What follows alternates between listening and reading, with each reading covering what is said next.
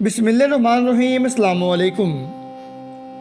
अपना मुख्तसर तारफ़ करवाएं। जवाब: अब अल्हम्दुलिल्लाह मेरा नाम असद है। मेरी पैदाइश मौजू सरवरपुर जो अब ज़िला बागपत में है, वहाँ के हिंदू जाट ज़िम्मेदार घराने में हुई थी। मेरा नाम मेरे वालिद मोहतरम ने राजकुमार रखा था।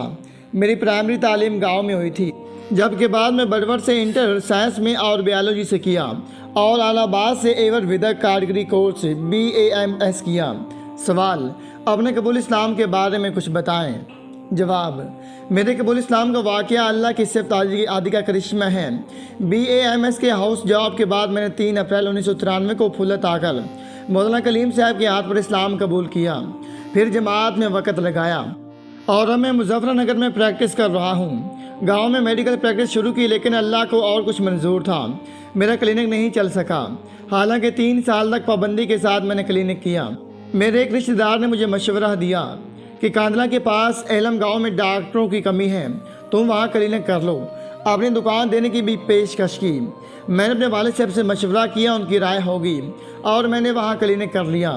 1 साल तक वहाँ भी पाबंदी से बैठने के बाद मेरी क्लिनिक नहीं चला। एलम गांव में इन दिनों संसरपाल और फौजी का आतंक दहशत फैला हुआ था। चारों तरफ फौजी की गैंग की दहशत थी। खुद एलम गांव छावनी बना हुआ था, PAC लगी हुई थी, मगर रोज़ मालूम होता था कि फ़ौजी आया, उसको मार दिया और किसी को गोलियों से भून दिया। मुल्क के अक्सर अखबारों में फ़ौजी की खबरें आती थीं। पुलिस ने उसको ज़िंदा या मुर्दा लाने पर 2 लाख रुपए इनाम तय किया था। मेरी भी उससे दूर की रिश्तेदारी थी। क्लिनिक से मायूसी होकर मुझे भी उसके साथ रहने की सूझी। किसी भी तरह मेरी उनसे मुलाकात हो गई। फ़ौजी कातिल और डाकू की सूरत में मैंने उनको अंदर एक बड़े इंसान को देखा। पहली मुलाकात ने मुझे उनका गर्विदा बना दिया और मैंने उनके साथ रहने का फ़ैसला कर लिया। सवाल: आप एक शरीफ घराने के फ़र्द थे, आपने एकदम ऐसा फ़ैसला कैसे कर लिया? उनके अंदर क्या खूबी देखी कि इस कदर गर्विदा हो गए? जवाब: उनकी शख्सियत को समझने के लिए आपको उनकी दास्तान सुननी पड़ेगी। असल में वो बहुत शरीफ घराने के एक सजीले नौजवान थे। ऐसी वजह के जहाँ से वो गुजरते आदमी उनको देखने के लिए मजबूर हो जाता। उनको फ़ौज में मुलाजमत मिल गई और वो बहुत जज्बाती और मजबूत अज़म के आदमी थे। वो जिस ऑफिसर के मातहत थे उसके बारे में उन्होंने सुना था कि उसने रिश्वत लेकर दुश्मन जासूसों को राज दिए हैं। वो तहकीक में लग गए और बात सच होने के बाद उन्होंने फैसला किया कि ऐसे गद्दार को जीने का हक नहीं, मुझे इसको मारना है। उन्होंने अपने इरादे को पूरा किया और अपने ऑफिसर को गोली मारकर फ़ौज से भाग गए। अपने घर वो नहीं जा सकते थे, इस जंगलों में दर बदर फिरते थे। पुलिस उनकी तलाश में थी। इस दौरान वो बुढ़ाना में एक कारी साहब के यहाँ कभी कभी रात गुजारा करते थे। कारी साहब को वो अपना साव मोहसिन समझते थे। कुदरत का करना ऐसा हुआ कि वो मुकदमा फौजी अदालत में गया और अदालत ने उनको बरी कर दिया। इसी दौरान बाबरी मस्जिद की शहादत का मामला मुल्क में गर्म हुआ। एलम गांव में कुछ मुसलमान रहते थे। एक रोज़ फौजी के पास आए और कहने लगे, भाई फौजी हमें माफ़ कर दो, हम गाँव छोड़कर जा रहे हैं। फौजी ने वजह पूछी तो उन्होंने बताया कि प्रधान जी के घर वाले मस्जिद आने को कह रहे हैं और जब हमारी मस्जिद ही नहीं रहेगी तो हमारा इस गांव में रहना बेकार है। फौजी ने जवाब दिया कि जब तक मैं ज़िंदा हूं तुम्हारी मस्जिद को कोई नहीं गिरा सकता, तुम आराम से गांव में रहो। उन लोगों ने प्रधान से कह दिया कि फौजी ने कहा है मेरे रहते हुए कोई मस्जिद नहीं गिरा सकता। मौजूदा प्रधान से फौजी के ख़ानदान की चलती थी। प्रधान ने कहा कि ऐसे फौजी सैकड़ों में होंगे, मगर फिर भी हमें 6 दिसंबर को मस्जिद आने से कोई भी नहीं रोक सकता। ये लोग भी बेवकूफ़ थे। उन्होंने आकर फौजी से ये बात भी कह दी। उसने राइफल उठाई। प्रधान उसके एक बेटे और एक भतीजे को गोली मारी और मस्जिद के सामने घसीट कर लाकर डाल दिया और मुसलमानों से बोला कि यही थे तुम्हारी मस्जिद को ढहाने वाले, आप तो तुम्हें कोई डर नहीं, आप तुम आराम से रहो। इस खानदान के बचे हुए लोगों ने किसी गैंग से ताल्लुक़ कायम किया और फौजी के गिराने पर रात को डाका डलवा दिया। सामान लूटने के अलावा औरतों की बेइज्जती की। फौजी के भाभी और चाचे की इज्जत लूट कर उनको मारा और उनकी छातियाँ काट डाली। फौजी घर नहीं थे, उनको मालूम हुआ। भाभी और चाची की लाश देकर उनका हाल ख़राब हो गया। उन्होंने इन लाशों की 100 कदम कसम खाई कि जब तक ज़िंदा रहूँगा और उनके घर वालों का रोज़ाना एक आदमी मारूँगा। फिर गैंग बनाया और रोज़ाना एक आदमी कत्ल किया। शायद 195 लोगों को कत्ल किया। पूरे सूबे की पुलिस परेशान थी, मगर फौजी पर कब्जा करना मुश्किल था। मगर वो अजीब डाकू थे, डाका डालते थे, लोगों से महीने वसूल करते थे, मगर इसमें से ना खुद पैसा इस्तेमाल करते, ना साथियों को खाने देते थे, गरीबों की मदद करते। और बेवाओं और यतीमों की शादियाँ कराते। अजीब बात यह कि गरीब लोग अक्सर मुसलमान थे, इससे ज़्यादातर वो मुसलमानों की मदद करते। इसी दौरान अल्लाह की रहमत को जोश है बुढ़ाने में कारी साहब के हुजरा में वो रुके हुए थे। मौलाना करीम साहब हरियाणा के एक सफ़र से सुबह सुबह वापस आ रहे थे। उनको कारी साहब से कुछ काम था, वो मस्जिद में आ गए। कारी साहब बहुत खुश हुए उनको देखकर। फौजी का ज़रा तकल्लुफ़ हुआ, मगर कारी साहब ने कहा कि मैं आपका कौन हूँ। उन्होंने कहा कि मेरे साव मोहसिन हैं। कारी साहब ने कहा कि ये मेरे साव हैं, मुझे आपको इनसे मिलाना था। मौलाना साहब से वो इनका बरबर से बुढ़ाने तक के एक सफ़र के दौरान करा चुके थे। मौलाना साहब बताते हैं कि मस्जिद की हिफाजत के सिलसिले में डाकू बनने की हालत ने उनको बहुत मुतासर किया और वो बुढ़ाने तक फ़ौजी की हिदायत के लिए दुआएं मांगते रहे कि या अल्लाह आपके घर की हिफाजत ने उसको यहाँ तक पहुँचा दिया है, इसलिए इसको हिदायत ज़रूर दीजिए। मौलाना साहब भी उनसे मिलने के मुश्ताक थे, मिलकर खुश हुए। मौलाना साहब ने फ़ौजी से कहा कि पूरे इलाके में ये कत्ल आम थे, तुमने क्यों फैला रखा है। फ़ौजी ने कहा कि मैंने सोचा है मौत तो मेरी करीब है, थोड़ा सा नाम ही कर जाऊं। मौलाना साहब ने कहा कि मौत को करीब समझते हो तो वहाँ की कुछ तैयारी भी कर रखी है। यहाँ की पुलिस और अदालत से तो बच सकते हो, वहाँ की अदालत से बचना मुमकिन नहीं। फ़ौजी ने कहा कि मौत के बाद किसने देखा। मौलाना साहब ने कहा कि जिसने देखा है उसने बताया है। वहाँ का मसला बड़ा नाजुक है, वहाँ की तैयारी की फ़िक्र करो। फ़ौजी ने कहा कि लारे की बात तो मैं समझता नहीं, जब मेरे साव के साव हो तो बताओ आप क्या चाहते हो। मौलाना साहब ने फरमाया कि कलमा पढ़कर मुसलमान हो जाओ। फ़ौजी ने फ़ौरन कहा कि पढ़ाओ, आपके अभी बताया करते हैं। मैंने सोचा कि मैं मजाक में कह रहा है। वो इस वक्त तक उस कदम से वाकिफ़ नहीं थे, मगर उन्होंने उसको कलमा पढ़ाया। उसने कलमा पढ़ा और बोला, जी मैं मुसलमान बन गया, अब मौत के बाद मेरे लिए सज़ा ख़त्म हो गई। मौलाना साहब ने कहा कि हाँ इंशाअल्लाह। दिन निकल रहा था, उसने अपने हथियार उठाए और चलने लगा। मौलाना साहब ने पूछा कि कहाँ जाना है। फ़ौजी ने बताया कि हमारे मुखालिफ एक मुखबर ने हमारे एक साथी की गलत मुखबरी करके पुलिस से हाथ पाँव तुड़वा दिए हैं। आज हुसैनपुर के एक बाग में उसका काम करना है। मौलाना साहब ने कहा कि अब उसका कोई मतलब नहीं, आप तुम किसी का कत्ल नहीं कर सकते। फ़ौजी ने कहा कि आपने तो ये नहीं कहा था। मौलाना साहब ने कहा कि कलमे में पहला लफ्ज़ ला पढ़ाया था, जिसमें मैंने है ना, यानी अल्लाह की हर नाफरमानी, कत्ल, जुल्म, कुफर और हर बुराई से ना है। फ़ौजी ने कहा कि ये हथियार तो भेंट मांगते हैं। मौलाना साहब ने कहा कि अगर भेंट मांगते हैं तो आज मुझे कत्ल कर दो, कल कारी साहब को कर देना। फ़ौजी साहब ने कहा कि मैं कोई बावला हूँ। मौलाना साहब ने कहा कि इस तरह तुम रोज़ कत्ल करते हो तो क्या तुम राउल अक्लमंद हो। फ़ौजी ने कहा कि अच्छा तो ना है। मौलाना साहब ने कहा कि बिल्कुल ना है। फ़ौजी ने कहा कि अगर ना है तो फिर आज के बाद फ़ौजी कत्ल डाका कुछ भी नहीं करेगा। फ़ौजी वहाँ से चला गया। उसने अपने साथियों को इकट्ठा किया, इसमें गैर मुस्लिम 9 थे और 31 मुसलमान थे। उसको ना जाने क्यों 20 की गिनती का कुछ एतकाद था। अपने मुसलमान होने की खबर दी और अपनी ख्वाहिश का इजहार किया कि मुझ पर जान से खेलने वाले साथी मुसलमान हो जाएं। दूसरे रोज़ ही फ़ौजी को गिरफ़्तार कर लिया गया।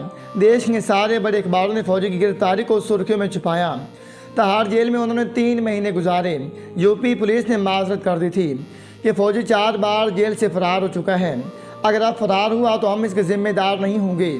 सवाल, अपने इस्लाम कबूल करने की बात तो आपने बताई ही नहीं। जवाब, जेल में उनके एक भाई की मुलाकात करने गए, उन्होंने सिगरेट के कागज़ पर एक खत मौलाना साहब के नाम लिखकर मेरे पास भेजा और पैगाम भेजा कि डॉक्टर राजकुमार से कहना अगर फ़ौजी से मोहब्बत है तो फुल्लत जाकर मौलाना साहब के पास कलमा पढ़ लें और जमात में चला जाए और मेरे खत मौलाना साहब को दे दें और मेरा सलाम सोबार कहें। वो मुझसे बहुत मोहब्बत करते थे। मैं वो खत लेकर फुल्लत आ गया। 3 अप्रैल 1993 को 12 बजे के करीब मैं फुल्लत पहुंचा। मौलाना साहब को वो खत दिया। वो खत अरमगान में छुपा है, आज तक उसका फ़ोटो मेरे पर्स में रखा है। ये खत निकालते हुए खत का मजमून ये है। परिया मौलाना साहब, अस्सलाम वालेकुम व रहमतुल्लाहि व बरकातहू। आपको तो स्वयं आत्मा से पता लग गया होगा, तिहाड़ जेल में हूँ, मौत के मुंह में हूँ। जेल की इस तंग ज़िंदगी में ईमान के बाद बादशाह का मज़ा आ रहा है। 2 अंतम आखिरी अच्छाएँ हैं। एक ये कि मेरे सब साथी जो मेरे साथ सदा जान से खेलते रहें, कलमा पढ़ लें और मुसलमान हो जाएं, और दूसरी ये कि आप एक बार मिल लें, ईमान सलामत है। आपके एहसान का बदला अपनी खाल की जूतियाँ बनाकर भी अदा नहीं कर सकता। वस्सलाम, आपका सेवर संसर पाल फ़ौजी। मौलाना साहब ने मुझे कलमा पढ़ाया, खाना खिलाया, मेरा नाम मोहम्मद असर रखा। थोड़ी देर बातें की, मुझे वज़ू करा के मदरसा ले गए। ज़ोर की नमाज मैंने साथ पढ़ी। मदरसे के बच्चे मुझे घूर घूर कर देख रहे थे क्योंकि मैं नमाज में इधर उधर देख रहा था। मुझे नमाज आती नहीं थी। मैंने 10,000 रुपये मौलाना साहब को दिए कि मुझे जमात में जाने के लिए कहा है। मैं इन पैसों से ये काम नहीं करना चाहता, आप ये पैसे लेकर मुझे अपने पास से दे दीजिए। मौलाना साहब ने कहा कि ये पैसे तो हम भी नहीं ले सकते, मगर आपके खर्च का इंतज़ाम कर देते हैं। उन्होंने मुझे खर्च दिया। 4 महीने के लिए जमात में जाना था। जमात में मुझे बड़े अच्छे अमीर मिले, वो बाराबंकी के एक टीचर थे। उन्होंने कहा कि जमात में अपनी जान और अपना माल लगाना चाहिए। इसलिए सिर्फ एक चिल्ला लगाकर मैंने अपना काम करने का प्रोग्राम बनाया और कमाकर अपने माल से बाकी 2 चिल्ले लगाने का इरादा किया। लौट कर फुलत आया। मौलाना साहब पहले तो वक़्त से पहले ही वापस आया हुआ देखकर मुझे परेशान हो गए, मगर जब वो वजह मालूम हुई तो वो बहुत खुश हुए। मुजफ्फरनगर में मैंने क्लिनिक शुरू किया जो शुरू में नहीं चल सका था। 1 साल में 3 जगह बदली, मगर 1 साल के बाद मौलाना साहब ने इस्तग़फ़ार की तस्वीर बताई और रोज़ाना सदका करने को कहा। अल्लाह का शुक्र है, काम अच्छा चल गया है। इस क्लिनिक से मैंने अपना घर बनाया और अब हाल बहुत अच्छा है। सवाल, फौजी साहब का क्या हुआ? जवाब, मौलाना साहब बताया करते थे कि इस खत को पढ़ने के बाद उनको तिहाड़ जेल में जाकर फ़ौजी से मिलने की बड़ी तड़प हुई और कुछ रोज़ में वहाँ जाने का एक बहाना मिल गया। मगर जिस रोज़ वहाँ जाना था, हिंदुस्तान टाइम्स में ये खबर छुपी कि संसरपाल ने खुदकशी कर ली है। मौलाना साहब कहते थे कि मुझे इस खबर से हद दर्जा सदमा हुआ, पूरे हिसाब उसका असर हुआ। उन्होंने अपने शेख को इस अलमनाक वाक़े की इत्तला दी। मौलाना साहब बताते हैं कि हज़रत मौला अली मियाँ साहब को सुनाते हुए मेरी हिचकियाँ बन गई। हज़रत मरहूम ने मौलाना साहब को बहुत तसल्ली दी और इत्मीनान दिलाया कि हमें उम्मीद है कि उस शख्स ने खुदकशी नहीं की होगी, और अगर फ़ीसद उसने खुदकशी की भी होगी तो अभी उसका मुकल्लफ नहीं था। इंशाअल्लाह उसका खात्मा बखैर होगा। बाद में वहाँ के एक मुसलमान ऑफिसर जो उस वक़्त जेल के ज़िम्मेदार थे, उन्होंने मौलाना साहब को बताया कि उससे कबल फ़ौजी साहब जेल से 4 बार फ़रार हो चुके थे। इसलिए यूपी पुलिस ने आइंदा के लिए माज़रत कर दी थी, इसलिए तिहाड़ जेल से ले गए थे और शायद इलेक्ट्रिक शार्क से उनको मार दिया गया था और बाद में खुदकशी की खबर फैला दी गई थी। उस ऑफिसर ने बहुत अफसोस का इजहार किया कि अगर मुझे पहले से मालूम हो जाता तो मैं ज़रूर कुछ करता। अल्लाह का शुक्र है कि फ़ौजी साहब की ख्वाहिश काफ़ी हद तक पूरी हुई। 31 गैर मुस्लिम साथियों में से 23 अल्हम्दुलिल्लाह मुसलमान हैं। इनमें से 5 या 7 तो ऐसे हैं कि आम लोग और ख़ुद हम उनसे दुआ को कहते हैं। इनमें से हर एक की ज़िंदगी का हाल ऐसा है कि उन पर किताबें छपीं।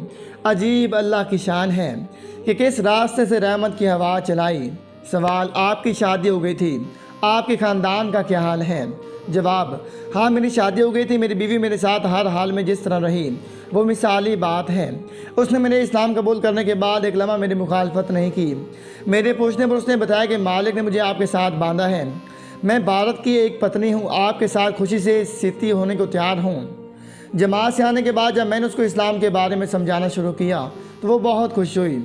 अल्हम्दुलिल्लाह मेरे 3 बच्चे हैं। बड़े बेटे का नाम अबू बकर है, छोटे का मोहम्मद उमर है, लड़की का नाम मैंने फ़ातिमा रखा है। बड़ा बेटा हिफ्ज़ कर रहा है, छोटा बेटा 3री क्लास में पढ़ रहा है। फ़ातिमा भी अब मदरसा जाने लगी है। मेरा इरादा है कि इन सबको और अल्लाह जितनी औलाद देगा सबको आलिम, हाफिज़ और दीन का दाई बनाने की कोशिश करूँगा। घर वालों ने शुरू में मुखालफत की और कुछ रोज़ नाराज़गी भी रही, मगर मैंने ताल्लुक़ रखा और वालिदैन की खिदमत करता रहा। हर माह उनके पास कुछ न कुछ लेकर जाता हूँ। अब वो खुश हैं और इस्लाम के भी करीब हो रही हैं। मेरा ख्याल है कि अल्लाह ने खिदमत की बड़ी तासीर रखी है। खिदमत से पत्थर दिल मौम हो जाती हैं। इस्लाम से पहले हमने वालिदैन की खिदमत नहीं की थी, मगर अब मैं और मेरी बीवी जब भी घर जाती हैं बहुत खिदमत करते हैं। अब वो सारे बहन भाइयों में हमसे ही ज़्यादा मोहब्बत करती हैं। सवाल, मुसलमानों के लिए कुछ ख़ास पैगाम आप देना चाहेंगे? जवाब, इसके लिए बड़ा लंबा वक़्त चाहिए। मेरा ख्याल है कि हम मुसलमानों का बाहर का कोई दुश्मन नहीं है। इस्लाम से दूरी हमारी सबसे बड़ी दुश्मन है, बल्कि इस्लाम से दूर रहकर हम सारी इंसानियत से दुश्मनी कर रहे हैं। इसलिए कि ईमान इस्लाम उनकी सबसे बड़ी ज़रूरत है। वो खुद मुसलमानों को इस्लाम समझते हैं और मुसलमानों को देखकर इस्लाम के नाम से घबराते हैं। अपनी सबसे बड़ी ज़रूरत और अपनी निजात के रास्ते से वो हमारी वजह से दूर हैं। मेरा ख्याल है कि हमें अपने लिए नहीं तो सारी इंसानियत पर रहम खाकर उनको इस्लाम का तारफ़ करवाने के लिए कम अज़ कम ज़ाहिरी तौर पर मुसलमान बन जाना चाहिए। खुदा के लिए इस दर्दनाक पहलू की तरफ तवज्जो दें। अल्लाह ताला हम सबको अमल करने की तौफ़ीक़ अता फ़रमाए। आमीन सुम्मा आमीन। जज़ाकल्लाह।